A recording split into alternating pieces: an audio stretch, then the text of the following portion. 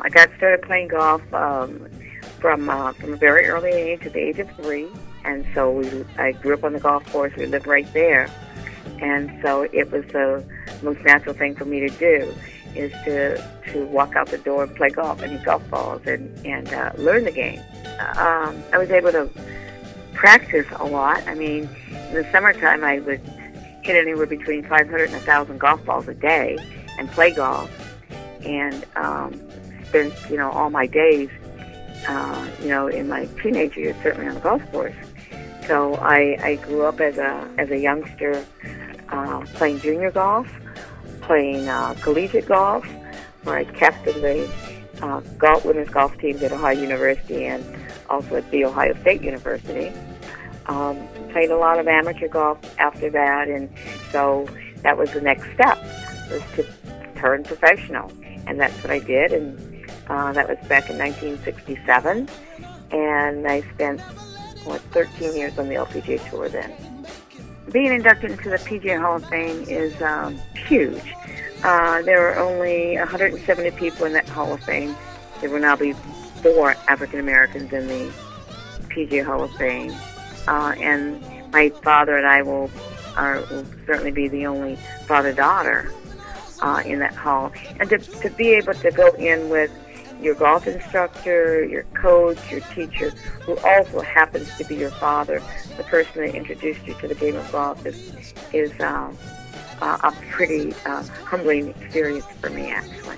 I think it's important to, females we've all had the challenges as people of color and African Americans have had a challenge, and if we want to continue to keep the sport of golf healthy and we want to see it grow, then you certainly have to have all diverse individuals in the sport of golf.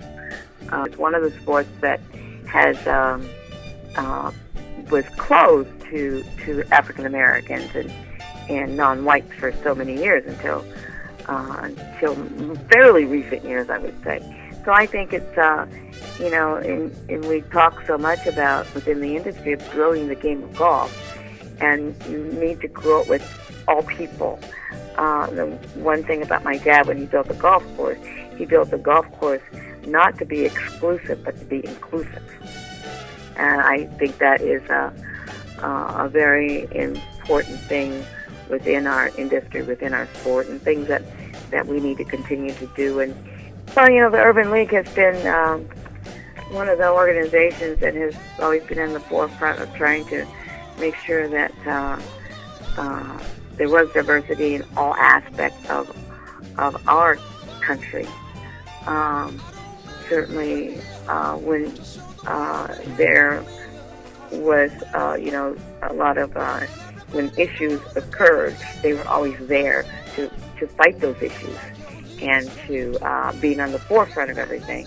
So I think that's and without the Urban League, we would be still probably back in the dark ages. And I do appreciate the fact that receiving the award and Charlie Sifford, I have known since I was 12 years old. We need the Urban League and various organizations such as, but certainly the Urban League that has led the way of breaking down barriers that have been put in front of people of color and African Americans throughout a great many years.